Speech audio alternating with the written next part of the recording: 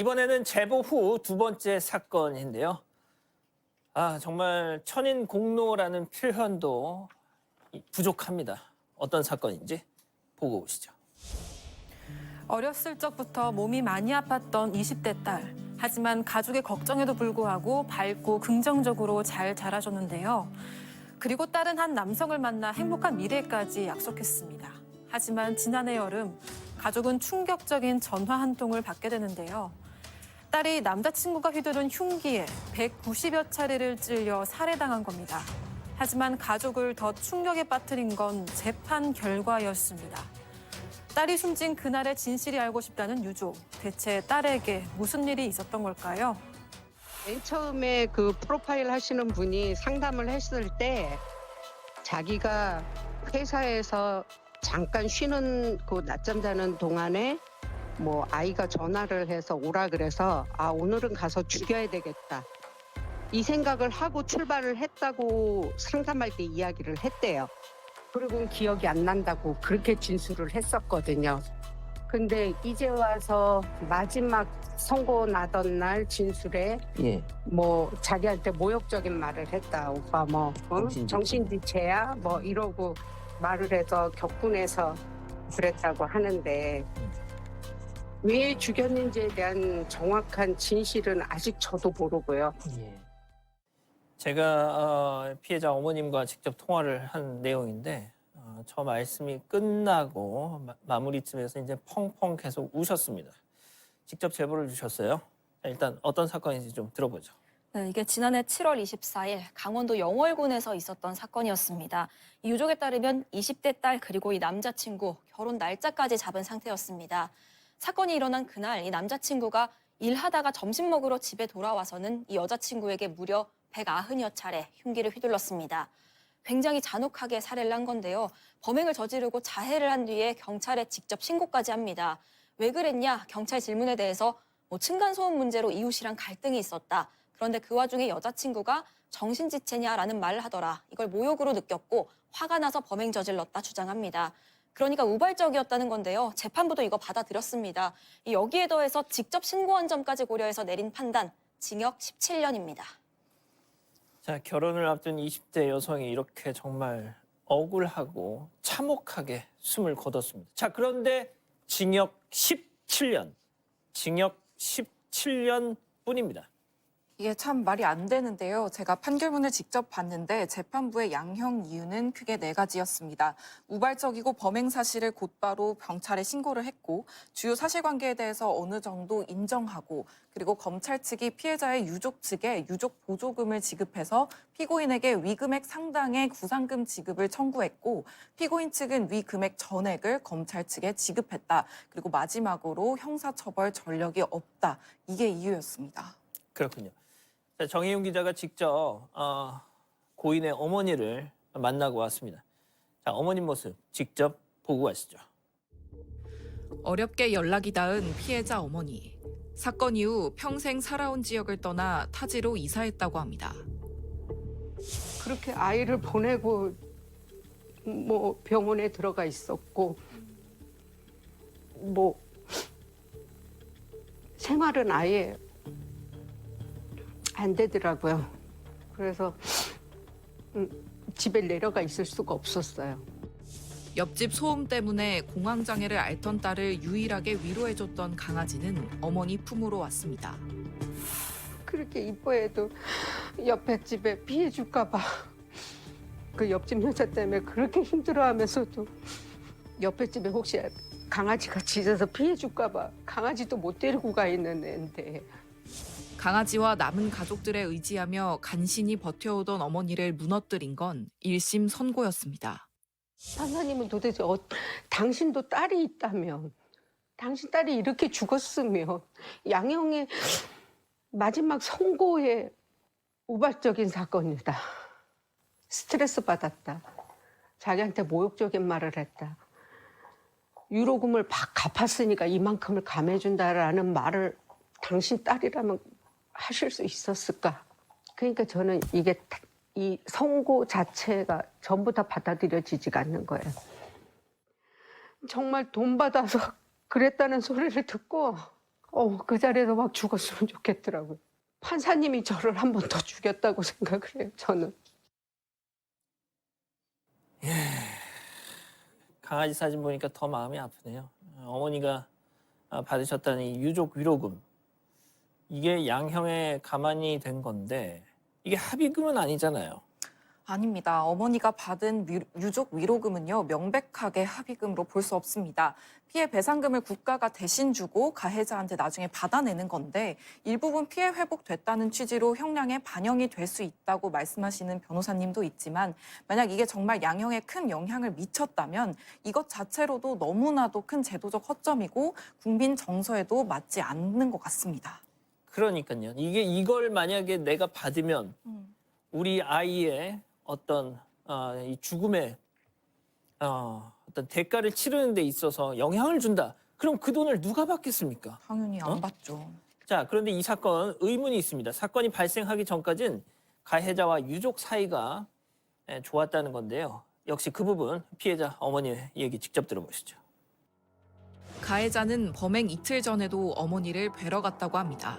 상견례를 어떻게 할 건지 뭐 이제 이것저것에 뭐 그래서 금요일 날은 그 녀석 혼자 왔다 갔고 토요일 날은 둘이 왔다 갔고요.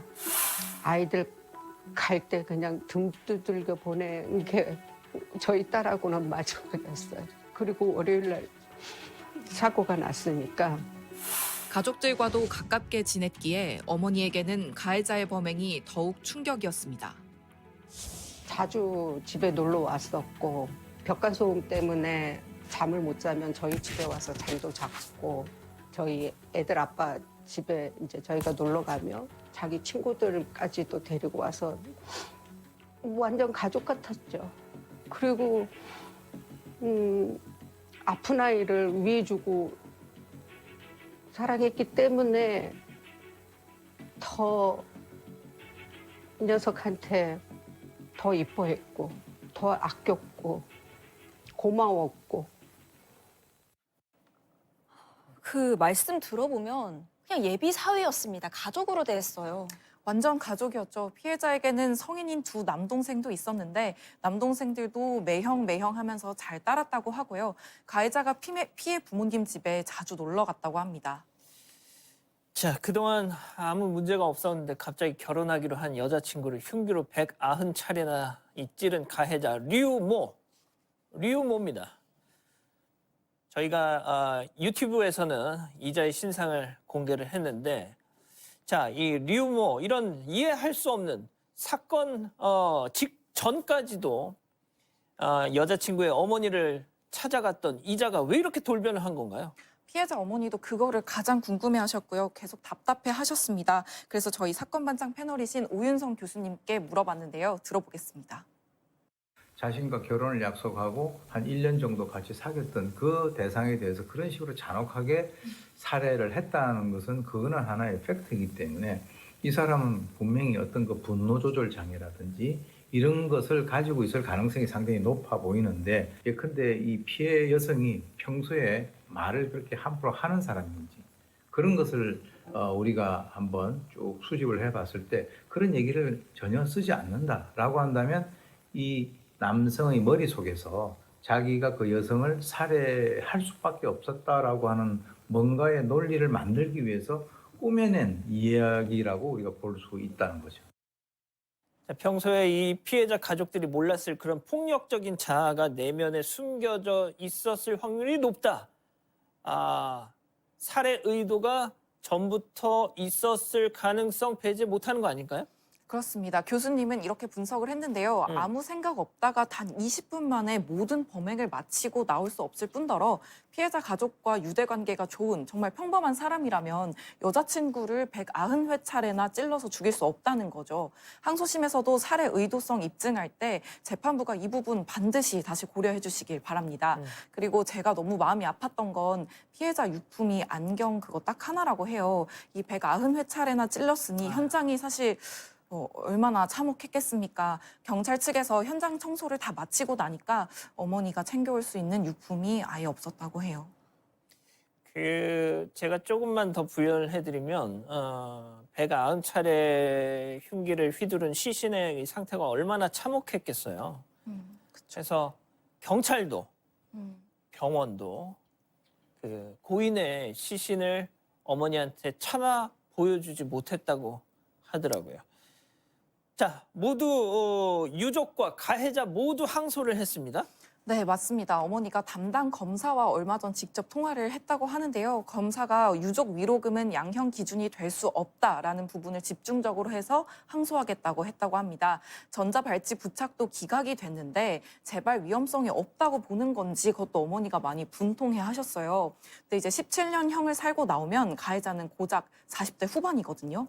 오윤성 교수님도 재발 위험성이 높아 보인다고 하셨는데 이 부분도 재판부가 다시 잘 판단했으면 좋겠습니다. 자, 롤스로이스 그 마약 롤스로이스 압구정 롤스로이스 신우준 아시죠?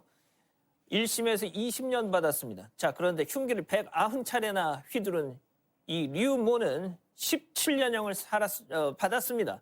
40대입니다. 다 채우고 나와도 전자발찌도 없이 우리 사회가 안심할 수 있을지 걱정이 될 수밖에 없는데요. 자, 마지막으로 고인의 어머니께서 한 말씀을 더 주셨어요. 잠깐 보고 가시죠. 딸이 그렇게 어려서부터 계속 아프다가 마지막 가는 순간까지도 얼마나 공포스러웠고 얼마나 엄마 아빠를 찾았겠어요. 그 죽는 순간에도 내가 아무런 도움을 줄 수 없었다는 것과 마지막 가는 길까지도 그렇게 고통스럽게 가게 해서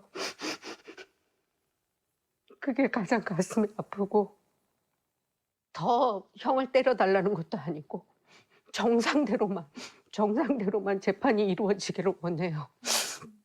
그래서 우리 혜주가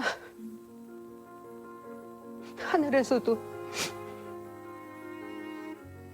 이제는 내 꿈에도 좀 나타나서 엄마 나 괜찮아라고 말 한마디 해줬으면 좋겠어요. 저한테만 아직 꿈에 나타나지 않았거든요. 우리 혜주가 이제 재판에서 좀 이 억울함이 좀 잘 해결돼서 엄마 나 괜찮아 하고 꿈에 찾아봐 줬으면 제가 그 힘으로 살아갈 수 있을 것 같아요. 재판이 정상적으로 이루어질 수 있게 좀 도와주세요.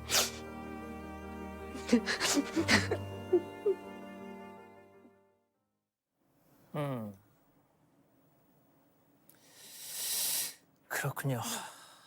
자,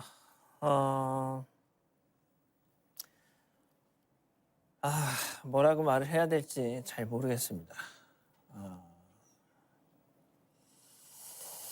어머님이 저렇게 원하고 계시네요. 2심에서는 보다 좀 유족들의 아픔을 달래줄 만한 그런 판결이 좀 나왔으면 하고, 자, 우리 사건반장도 이 사건 2심 어떻게 진행될지 계속 지켜보겠습니다. 고민중개사가 왔습니다. 와우! 가족 여러분의 고민 제가 공짜로 중개해 드립니다. 집단 지성의 힘을 모아 고민중개사 양원호